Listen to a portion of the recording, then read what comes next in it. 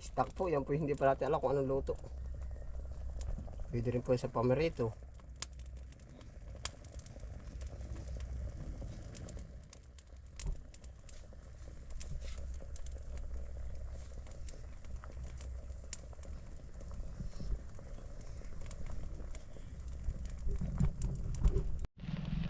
Ayan po, bumili po tayo ng tilapia. Ay tayo may pupuntahan natin lang pong papaigahan muna sa ano, sa suka. Opo, yan.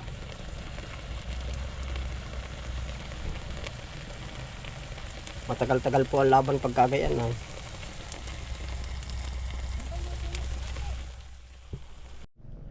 Ayan po, sa episode ito ano po, magluluto po tayo ng ginataang tilapia opo na may mustasa. Kaya po harvest tayo ngayon ng mustasa po. Yeah, sama-sama po tayo.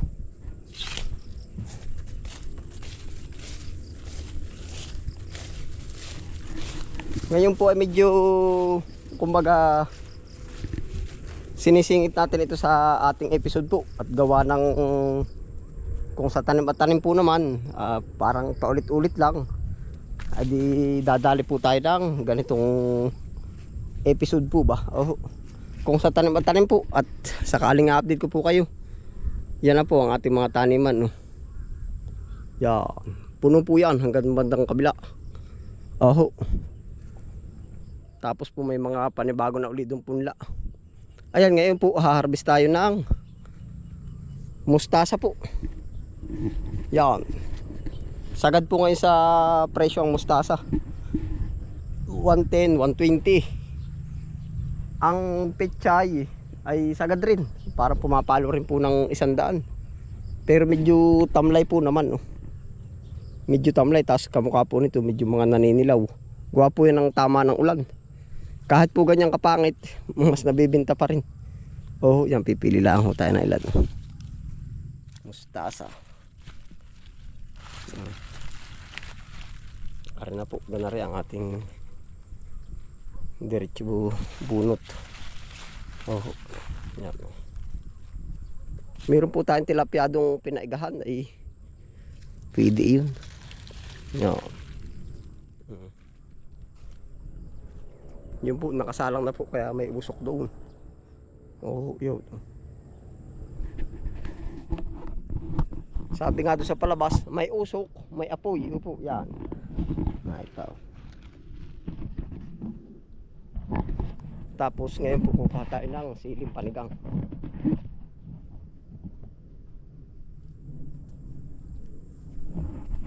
Yan, ito po ang ganap ng ating taniman din. Kompleto po, may tanim ito. Yan.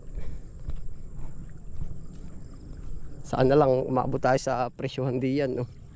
Bago pa lang po nagpapaganda. Yan ito. Singkang, kompleto pa rin po. Sa mga buyer po nagtatanong. Yan medyo pinapagandalaan po natin ang ating mga pananim. Yan pa po. Yan mo. Kompleto. Kuha po tayo ng siling panigang doon na ilan. Spinach. Ito yung mga punla.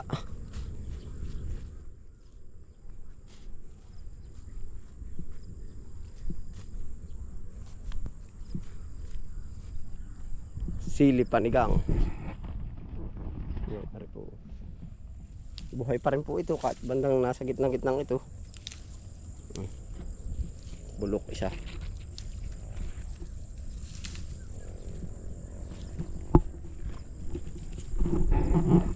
Ayun po, diretso na po tayo pagluluto.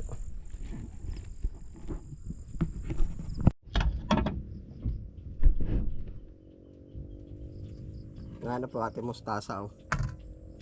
Nga na ating kinalit. Lalamasin lang kung yan na yun.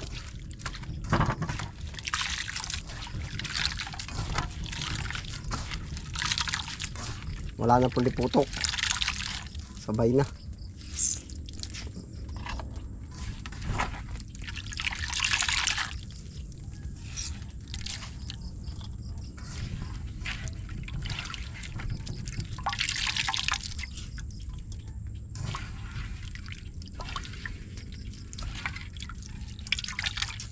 Ari po naman napakatihan na natin sa suka. Oh. Rekado na lang.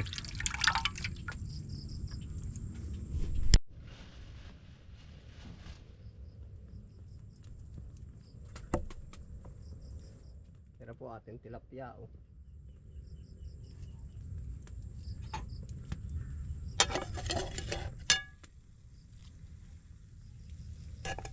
Ito po igang-iga na yan.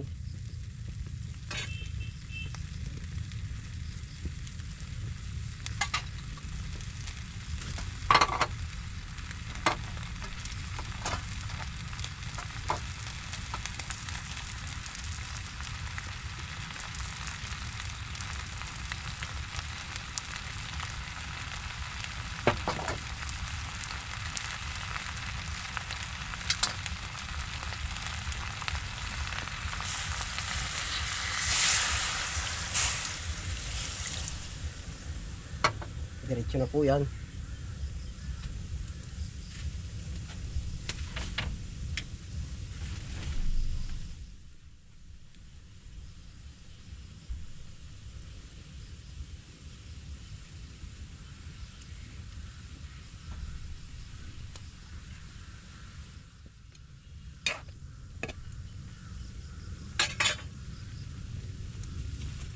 Nagkakapot-kapot na po yan. Oo.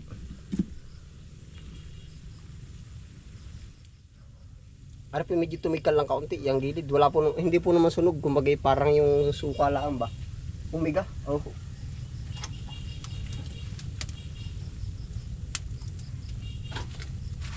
Lalagyan natin ng bawang.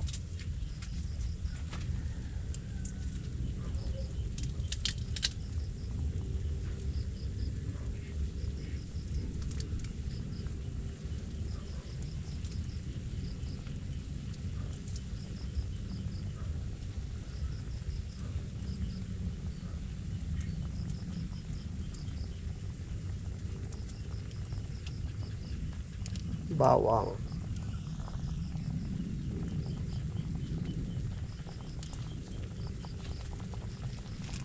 Paminta po.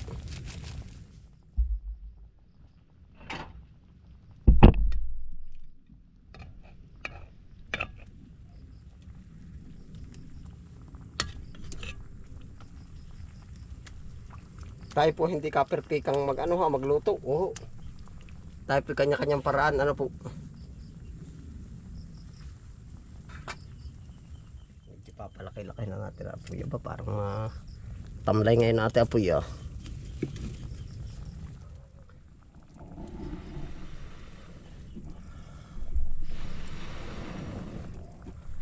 Minsan po ginagawa na nating episode yung pagluto natin dito ng ulam. Opo. Tapos po dinadala ko na lang sa bahay. Yan, para may content din tayo.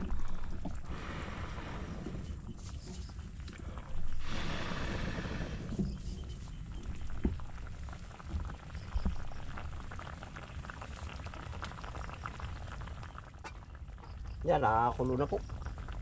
Ika nga nung iba nasulak na. Yung palang sili natin, lalagyan natin.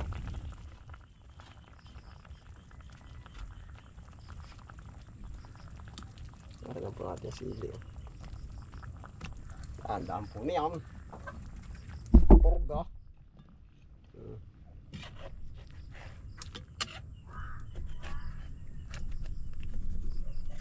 Dikit.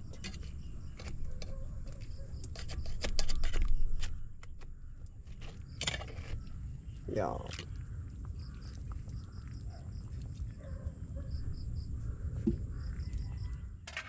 Ang tawag po na palapinit sa kawali. Oho.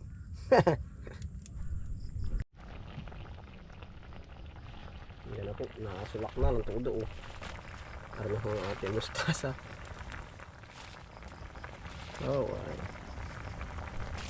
panalo.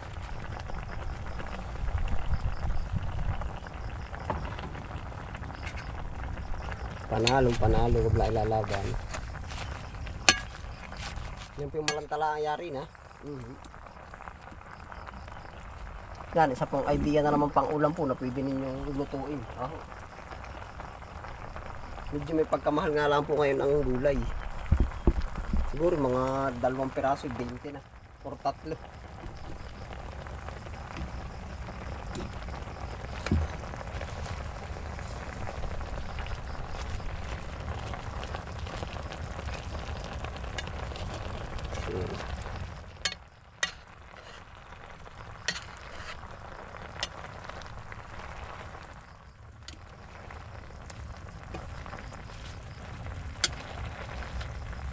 Ay, nagkakapot-kapot ka mo.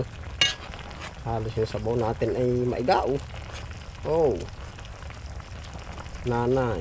Oh. Ganado na naman.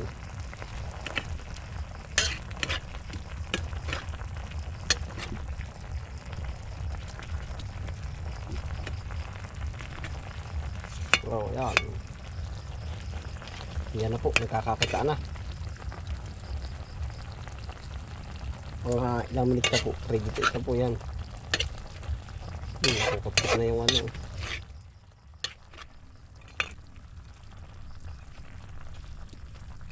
Yari na po. Oh. Kahit medyo hapkok po. At yan naman ay paglamig ay abot na.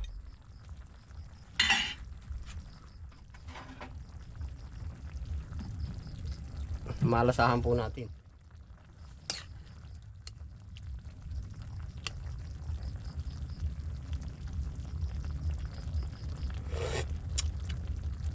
Panalo po. Yari, dito it na po, ari. Hala po. Talaga lang pagkakausok ng ating panggatong.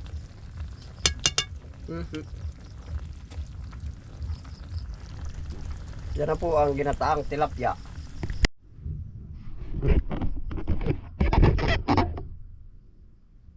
Kain na po. Yan, kakain na po tayo.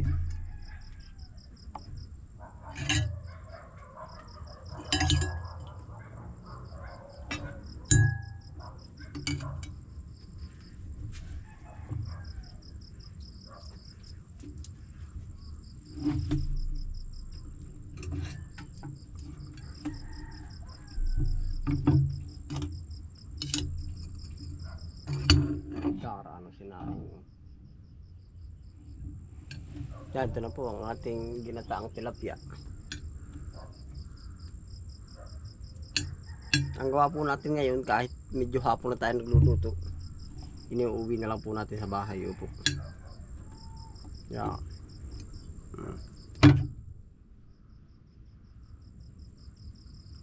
Gulay.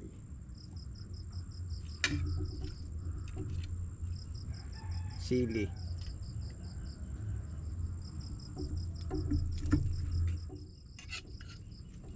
Ay po, kakain po. Direktahan po yan.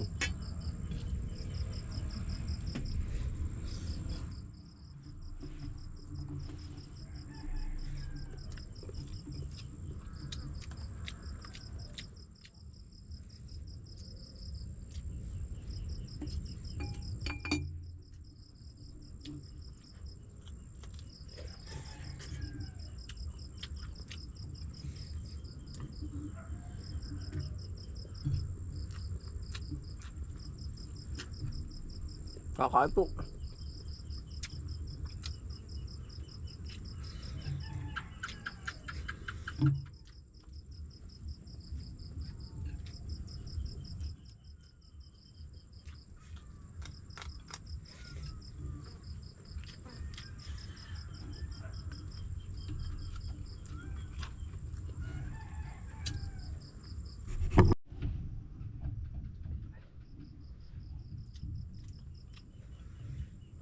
Kakain po.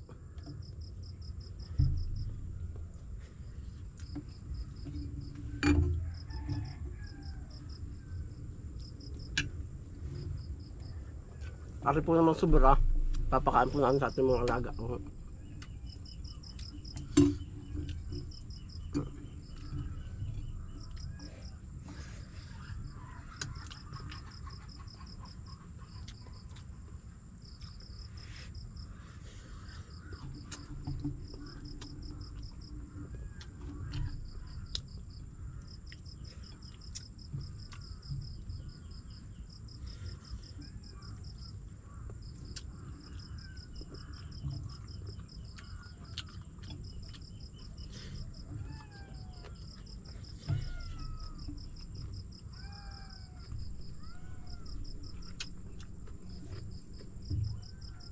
Ayun po, salamat po sa inyong pagsama. Ingat po ang lahat.